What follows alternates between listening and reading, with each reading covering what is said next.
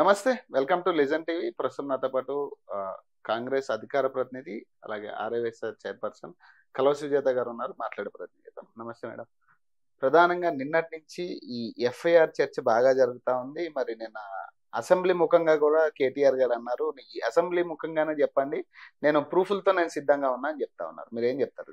అసెంబ్లీలో చర్చించడానికి అదేమైనా కోర్టా, పోలీస్ స్టేషనా, ఏసీబీనా? నీకు ఆల్రెడీ ఆ పరిధిలో ఉన్నది వాళ్ళు చర్చిస్తారు. ముందేమో కాలాలు రెగరేసి దమ్ముంటే అరెస్ట్ చేసుకో, దమ్ముంటే అరెస్ట్ చేసుకో అంటే గదే చేస్తున్నారు వాళ్ళు. మరి ఆడ చర్చించే సమస్యలు ఇవి కావు కదా.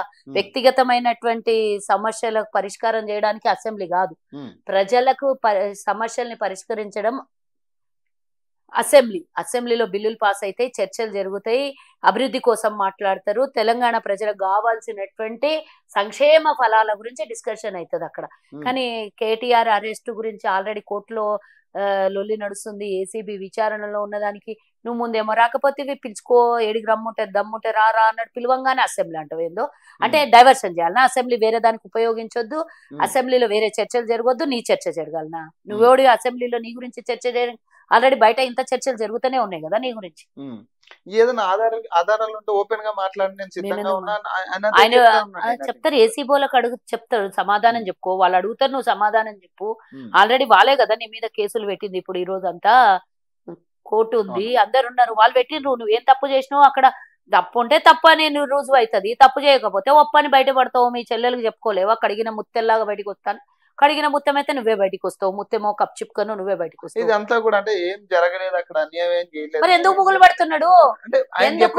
కావాలని కావాల్సుకొచ్చి మమ్మల్ని అరెస్ట్ చేస్తావు. నువ్వు కావాలి ఇప్పుడు తప్పు చేయ అంటే మీ చెల్లెలేమో లిక్కర్ వ్యాపారం చెయ్యదు, మీ చెల్లెలు అక్రమ అరెస్ట్ కాదు, దాన్ని కూడా అట్లనే ఖండించుకుంటారు. ఎన్నో రోజులు బీజేపీతో ఒప్పందం ఉండి ఎన్నికల టైం వరకు మీ చెల్లెలు బయటనే తిరుగుతుంది. ఇప్పుడు అయిపోయింది. ఇప్పుడు తెలంగాణ ప్రజల సెంటిమెంట్ మీద ఆడుకునడానికి తెలంగాణలో ఇది ఒక ఆయుధం కావాలి మీకు. మేమేం తప్పు చేయలేదంట. నువ్వు తప్పు చేయలేదు కాదు, ఏమీ తప్పు చేయలేదు, కానీ అన్ని తప్పులు చేసినావు నువ్వు. నీకు అన్ని తప్పుల్లో ఉచ్చు బిగుసుకునే సమయం దగ్గరకు వచ్చింది. కాబట్టి వెయిటెన్సీ అడిగి ఓ విచారణలో తేల్చుకో. మేమేం కక్ష ఏమైనా ఏసీబీకి ఏమన్నా ఏంటి తగాదాలు ఏసీబోలకు ఈ రోజు కూడా కవిత గారు కూడా ఒక ప్లహాడ్ పట్టుకుని తిరుగుతా ఉన్నారు. ఏమని? ప్రశ్నించినందుకు అరెస్టులు చేస్తారా, ఇది అక్రమ అరెస్ట్ అని చెప్పి ఏం ప్రశ్నించారు? దేనికి అరెస్ట్ చేస్తారు? ఏం ప్రశ్నించారు? దేనికోసం అరెస్ట్ చేస్తారు? ఏమని? లగ్జరీ ఇన్సిడెంట్ కావచ్చు, లేదా ఫుడ్ పాయిజన్ అంశం కావచ్చు, ఈ స్టూడెంట్ ఇష్యూలు దానికి దీనికి ఏం సంబంధం? దానికి దీనికి ఏం సంబంధం? కవిత గారు ప్లహాడ్ పట్టుకుని ఇన్ని రోజులు ఎడిగిపోయిందంట కవిత. ఇన్ని రోజులు ఎడిగిపోయింది, ఏడుండి వచ్చిందని. అప్పుడు కూడా ప్రశ్నించాల్సింది కదా. వాళ్ళ గొంతులన్నీ బయటికి ఎందుకు రాలేదు? ఎన్నో రోజుల దాకా బయటికి రాలేదు. బయటికి వచ్చి నాకు అన్యాయం జరిగింది, నాకు కక్ష సాధింపు చర్యతోనే నన్ను అరెస్ట్ చేసి లోపల పెట్టిన, జైలుకెళ్ళి వచ్చినాక ఎందుకో చెప్పలేదు. ఈమె బెయిల్ మీద వచ్చినాక నా మీద నాకే అన్యాయం జరిగింది, నాకు కక్ష సాధింపుతోనే బీజేపీ లోపలేపించిందని ఎందుకో మాట్లాడతలేదు అప్పటి నుంచి. ఎందుకు నోరు మూపిచ్చినారు నీది? దీనికి కూడా ఆన్సర్ కావాలి కదా మనకు. అది ఆన్సర్ దొరికితే ఇది కూడా దొరుకుతుంది ఆటోమేటిక్ గా. ఒకటి తెలంగాణ జాగృతి ద్వారా మేము ఖచ్చితంగా ఈ తెలంగాణ విగ్రహానికి సంబంధించి, తెలంగాణ తల్లి విగ్రహానికి సంబంధించి మేము కొట్లాడతామని మొన్న రౌండ్ టేబుల్ సమావేశాల్లో కూడా చెప్పడం జరిగింది. ఏమైందంట? ఎక్కడికక్కడ అడ్డుకుంటాము, అసలు ఉన్న తెలంగాణ అస్తిత్వమే బతుకమ్మ, బతుకమ్మని తీసేసి వీళ్ళందరూ అట్లా కాదు. ఆత్మగౌరవం 2007లో తెలంగాణ ఉద్యమం మొదలు పెట్టినప్పుడు అందులో బతుకమ్మ లేదే. అన్ని వర్గాల ప్రజలు బతుకమ్మ ఆడరు తెలంగాణలో. ట్రెడిషన్ ఉండొచ్చు. ఇప్పుడు దసరా ట్రెడిషన్ అని అంటే అన్ని వర్గాలు తీసుకుంటాయా? రంజాన్ ట్రెడిషన్ అని అంటే అన్ని వర్గాలు తీసుకుంటాయా? ఒకవేళ క్రిస్మస్ ట్రెడిషన్ అంటే అన్ని వర్గాలు తీసుకుంటాయి. ఏ వర్గానికి ఆ వర్గం ఉంటుంది, దీనికి ఉంటుంది, దానికి ఉంటుంది. తెలంగాణ తల్లి ఎలా ఉండాలో పొద్దున్న లేస్తే ఇంట్లో మన తల్లిని ఎట్లా చూసుకుంటామో అట్లా చూసుకోవడం కోసమే తెలంగాణ తల్లి విగ్రహాన్ని రూపుదేరి ఉన్నది అక్కడ. మీరు 2007లో ఉన్న తెలంగాణ తల్లికి ఎందుకు మార్చేసిండ్రు? అది ఆ రోజు ఆల్రెడీ విగ్రహాలు ఏర్పాటు చేయడం జరిగింది. మరి ఆ రోజు ఉన్నదాన్ని కనీసం నేను ఒకటి అడుగుతా, 2014 నుంచి 23 వరకు మీరు అధికారంలో ఉన్నారు. సరే 2007 వదిలేద్దాం. 2014లో మీరు అధికారం వచ్చినాక ఇదే బతుకమ్మను, లేకపోతే ఇదే కేటీఆర్ బిడ్డ రూపంలోనో ఉన్న తెలంగాణ బొమ్మని, తెలంగాణ తల్లిని మీరు అధికారికంగా జీవో పాస్ చేసి దాన్ని మీరు అనౌన్స్ చేసేది ఉంటుంది. అధికారికంగా తెలంగాణ తల్లి విగ్రహం మేము పెడుతున్నాము అని ఏడబెట్టిన సెక్రటేరియట్ ముంగల పెట్టినా, సెక్రటేరియట్ లోపల పెట్టినా, అధికారికంగా ప్రకటన వచ్చింటే మేము దాన్ని ముట్టుకోకపోతే, అసలు మీ ఇష్టం వచ్చినట్లు మీరు టిఆర్ఎస్ భవన్లను ఇంకేడనో పెట్టి అది అధికారికంగా మేం చేసిన తెలంగాణ తల్లి అంటే ఒప్పుకుంటారు ఎవడన్నా? కిరీటాలు ఉంటాయి తల్లికి ఇంట్లో పొద్దుగాలిస్తే. దైవత్వం అంటున్నారు కదా. దైవత్వం దేవుళ్ళు.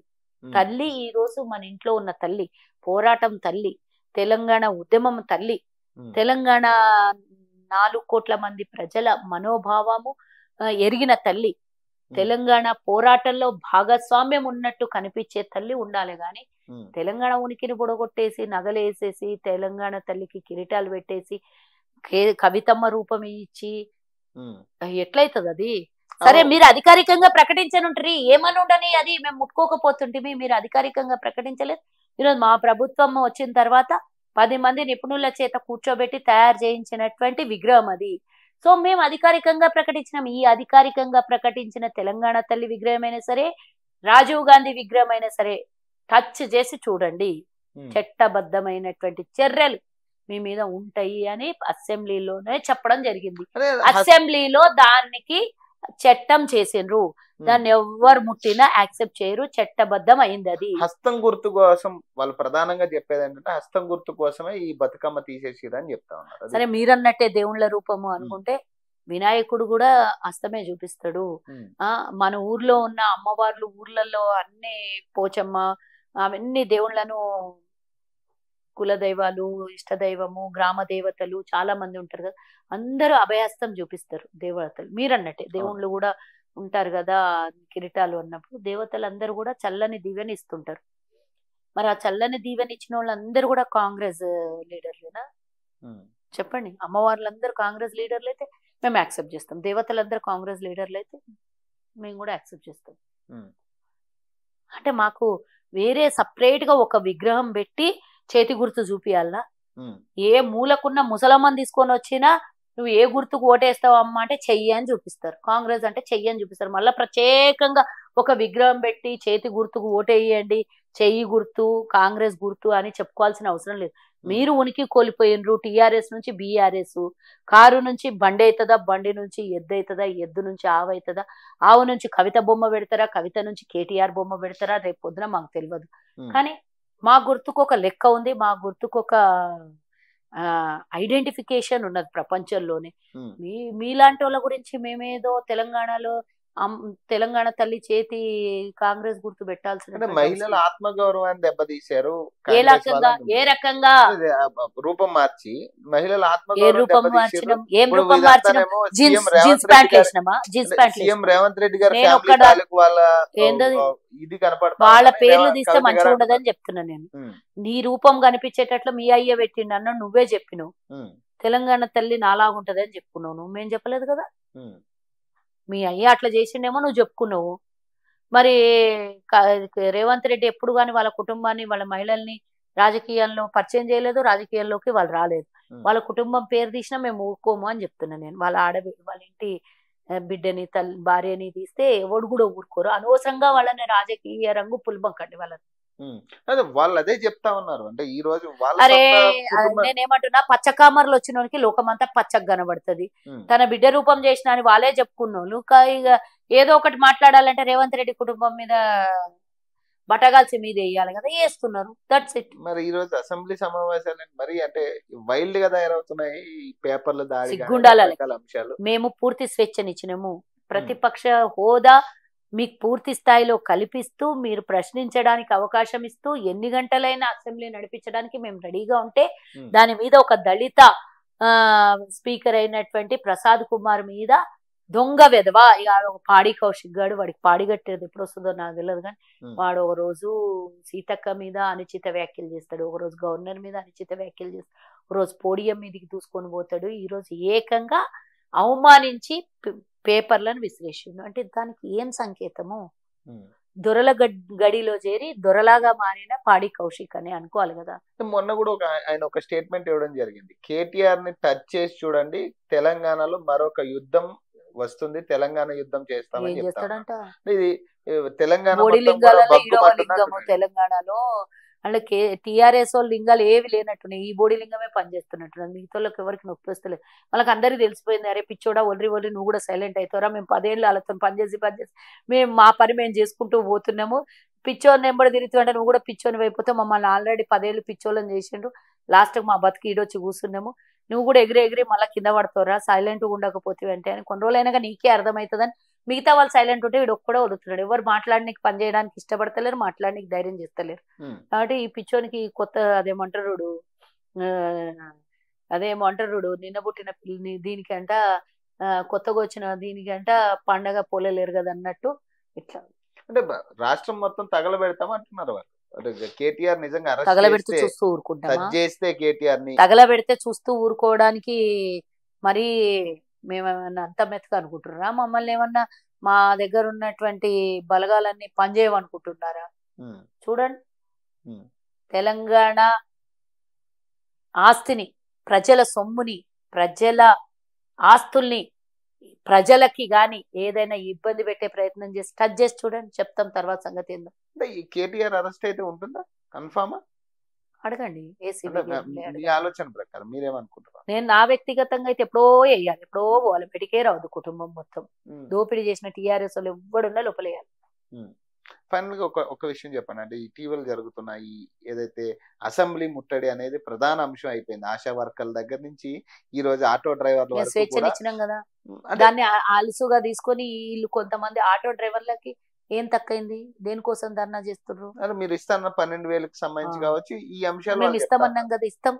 కొంచెం ఆర్థికంగా నిలదొక్కుకోవాలి, ఇచ్చినటువంటి హామీలు నెరవేరుస్తూ ఉన్నాం. ఒక్కొక్కటి అన్ని కూడబెట్టి ఒక్కొక్క రూపాయి కూడబెట్టి ఇచ్చినటువంటి సమస్యల్ని ఇచ్చినటువంటి హామీల్ని పరిష్కరిస్తూ ఉన్నాం.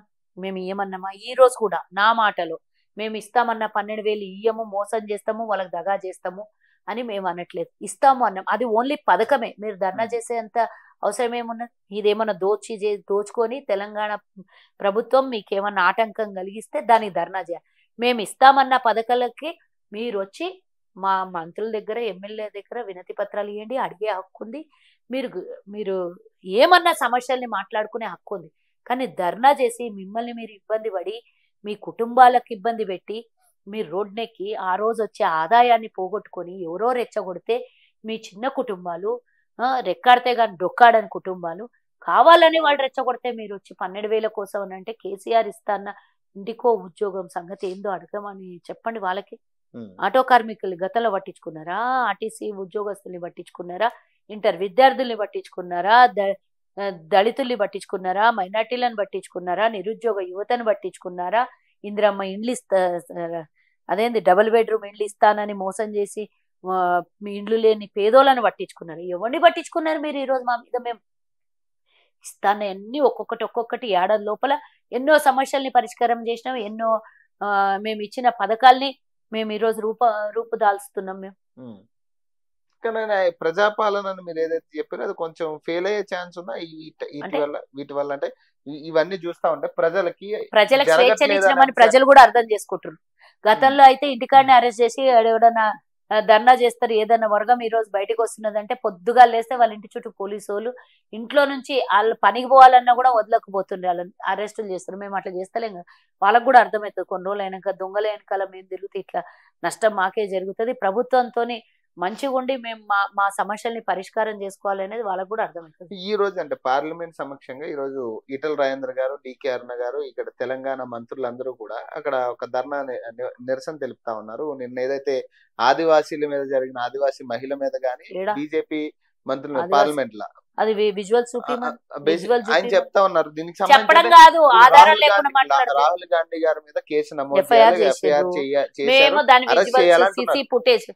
అదే కదా. ఇప్పుడు ఎందుకంటే అడ్డం పడేది రాహుల్ గాంధీ కదా, అక్కడ సమస్యల మీద అడ్డం పడుతుంది మేమే కాబట్టి రాహుల్ గాంధీ లేకుండా చెయ్యొచ్చు అనేది వాళ్ళ ప్లానింగ్. గతంలో రాహుల్ గాంధీని సస్పెండ్ చేసి ఏం చేశారు, మళ్ళీ వాపస్ తీసుకోవాల్సి వచ్చింది కదా. రాహుల్ గాంధీ ఇంటిని ఖాళీ చేయించారు, రాహుల్ గాంధీని పార్లమెంట్ నుంచి సస్పెండ్ చేశారు. ఎన్ని చేసినా మళ్ళీ మీరు ఏమైంది, అది తప్పు అనేది నిరూపితమైంది కదా.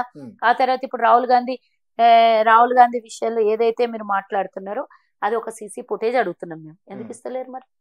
అది ఎందుకు ఇస్తలేరు? చెప్పండి.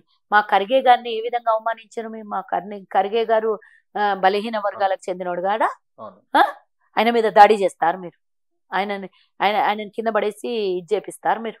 మరి మేమేమనాలి మిమ్మల్ని? మణిపూర్ ఇదంతా పక్కకు పెట్టమని మరి ఈమె డీకే అన్న కదా, మహిళ కదా, మణిపూర్ లో ఆడవాళ్ళని మానభంగం చేసి చంపిన్రు రోడ్ల మీద. ఇప్పటిదాకా ప్రధానమంత్రి ఒక మాట మాట్లాడారు, మీలాంటి ఇక్కడ కేంద్ర మంత్రి ఉన్నాడు ఒక్క మాట మాట్లాడాడు, సానుభూతి తెలుపరు. ఆ ఒక రాష్ట్రం మణిపూర్ మొత్తం కాలిపోతున్నా కూడా నిమ్మకు నీరెత్తినట్లు చూసుకుంటా కూర్చున్నారు. దాని మీద ఒక్కసారి చర్చ చేయమని మేము పార్లమెంట్ లో పెట్టినాం. దాని మీద కనీసం ప్రధానమంత్రి ఆడిపోయి ఆ రాష్ట్రాన్ని బాగు చేయమని అడుగుతున్నాము. దాని మీద మాట్లాడండి, చర్చకు రమ్మనండి. అంటే ఈ నిరసనకు సంబంధించి ఈటల రాజేందర్ గారు కావచ్చు, డీకే అరుణ గారు కావచ్చు, అక్కడ కొంతమంది మంత్రులు కూడా తెలంగాణ అంబేద్కర్ వాళ్ళే చూపిస్తారు. వాళ్ళు నిన్న అంబేద్కర్ గురించి మాట్లాడింది కదా, దళితులందరూ కలిసి చూపిస్తారు. మీరేం చెప్పదలుచుకున్నారు అంబేద్కర్ మీద చేసిన వ్యాఖ్యలకు సంబంధించి? మీరేం చెప్పదలుచుకున్నారు? నేను ఎవరిని కూడా విమర్శించను, ఎవరిని కూడా అతిగా పొగడను. నేను చెప్పేది ఏంటంటే ఎవరి స్థానం వాళ్ళది గొప్పది. గాంధీ మహాత్ముడు దేశానికి తెచ్చినోడు ఎంత గొప్పోడు అవుతాడో, రాజ్యాంగాన్ని రాసినటువంటి అంబేద్కర్ అంతే గొప్పోడు. ఈరోజు ఒక ఏమంటారు, మనం ఎన్నికలు జరుపుకొని స్వేచ్ఛతోని స్వతంత్రం వచ్చడం ఒక లెక్క అయితే, ప్రజాస్వామ్యాన్ని కాపాడడం కోసం రాజ్యాంగాన్ని రచించినటువంటి వ్యక్తి కూడా అందులో పార్ట్. ఆయన కూడా చాలా మంది ఒక కమిటీ ఉండి వారు కూడా ఒక పార్ట్, అందులో మేజర్ పార్ట్ అయినది ఉంది. ఆయన కూడా అంతే ముఖ్యం. దేశ స్వతంత్రం ఒక కన్ను అయితే రాజ్యాంగం ఒక కన్ను. ఈ రెండు కళ్ళని ఎవరు గొప్ప ఎవరు తక్కువ అని అంటే నేను ఏది కూడా బేరీజ్ చేసి చెప్పుకోలేదు. కానీ ఇంకొన్ని కించపరిచి ఇంకొకరిని ఇది చేస్తే మాత్రం ఊరుకునేది లేదు. ఎవరైనా కూడా ఎవరు కూడా ఊరుకోం. గాంధీ మహాత్ముని గతంలో మీరు ఎంతగా కించపరిచారు? అది ప్రజ్ఞాసింగ్ ఠాకూర్ దొంగ ముఖం దిగ నాకు బూతులు వస్తున్నాయి. గాంధీ మహాత్ముని కింద వేసి పటాన్ని కిందేసి తొక్కి రక్తం ప్యాకెట్స్ పెట్టి గన్ను పెట్టి షూట్ చేసి ఆయనని నానా రకంగా అవమానిస్తే ఇదే దొంగలు, ఇదే అమిత్ షా ఎందుకు ఆ రోజు మాట్లాడలేదు గాంధీ మహాత్ముని అవమానిస్తే అని నేను అడుగుతున్నా. దేశ స్వతంత్రం తెచ్చిన గాంధీ మహాత్ముని గాడ్సే మీకు ఎక్కువైపోయిండు, గాంధీ మహాత్ముని తక్కువ చేసి ఈ రోజు మీరు ఇంకొకళ్ళని కించపరచడం కోసం గాంధీని పైకి లేపుతున్నారా? మీ దగ్గర ఉన్నటువంటి వాళ్ళు గాంధీని గౌరవించట్లేదు, నోట్ల మీద గాంధీ బొమ్మను తీసేయండి అంటున్నారు. మరి అక్కడెక్కడో గాంధీ మిమ్మల్ని ఎందుకో ఎక్కడో చురుకలు పెట్టినట్ల మీకు కనబడతలే. ఒకరిని ఎక్కించి ఒకరిని దించుతారా? దించితే ఇద్దరు ఎవరికి వాళ్ళు గొప్పోలు. ఎవరిని తక్కువ చేయకండి, ఎవరిని కించపరచకండి. గాంధీ మహాత్ముని గత 10 ఏళ్లుగా కించపరుస్తూనే ఉన్నారు. అంటే ఈ ఎస్సీ వర్గీకరణ కావచ్చు, ఇక్కడ మాలా మాదికల మధ్య పెడుతున్న చిచ్చు కావచ్చు, ఈ అంశాన్ని ఇక్కడ ప్రభుత్వం మీదకి వదిలే ప్రయత్నం జరుగుతుంది అనుకోవచ్చా బీజేపీ నుంచి? ఏం చేస్తారు అంటే అక్కడ అంబేద్కర్ ని తిట్టి ఇక్కడ మా మీద వదులుతారా? దళితులకు తెలియదు. ఇక్కడ కూడా దళితులను రెచ్చగొట్టే ప్రయత్నం జరుగుతుంది. కృష్ణ మాధవి గారు కావచ్చు, ఆయనకు 10 వచ్చింది కాబట్టి నిన్న అంబేద్కర్ ని అవమానించినప్పుడు మందకృష్ణ మాదిగ ఏడికి పోయిండు? మరి చేయమని ధర్నా పార్లమెంట్ ముట్టడి చేయమని ఎంపీగా ఉన్నాడు కదా, మీ పార్టీలో నాయకులే కదా అన్నది. నా దగ్గర ఆన్సర్స్ లేవా? ఈ రోజు ఎక్కడ పోయింది మందకృష్ణ మాదిగ గొంతు? అంటే బేసిక్ ఇదంతా కూడా కావాలని రాజకీయంలో చేసే ఒక కుట్ర. తెలంగాణ రాజకీయాల విషయానికి ఎవరు చేస్తున్నారు? ఈ బీజేపీ వాళ్ళు కావచ్చు, లేదా అఫ్ కోర్స్ ఉంటది. ఆడ కేంద్రంలో లొల్లి చేస్తే గిడున్నోళ్ళు 2-3 సై తై సొయ్యి అనాలి. వాళ్ళకి మాట్లాడడానికి ఈ రోజు అసెంబ్లీలో సమావేశం అయ్యి చివరి రోజుగా మనకి ఏం పరిష్కారం చేసుకోవాలని అవి చేసుకోమనాలి. నిరసనలు తెలియజేసి బయట కూర్చుంటే మీరు ఎవరు మాట్లాడాలి? గడబడి చేస్తే అసెంబ్లీని రద్దు చేసేసి కామ్గా కూర్చుందామని. సమస్యలు పరిష్కారం కావద్దు, ప్రజలకు మేలు చేయొద్దు. అదే కదా మీకు. ఒక్క విషయం చెప్పండి, కేటీఆర్ అరెస్ట్ విషయంలో మీరు ఏం చెప్పదలుచుకున్నారు?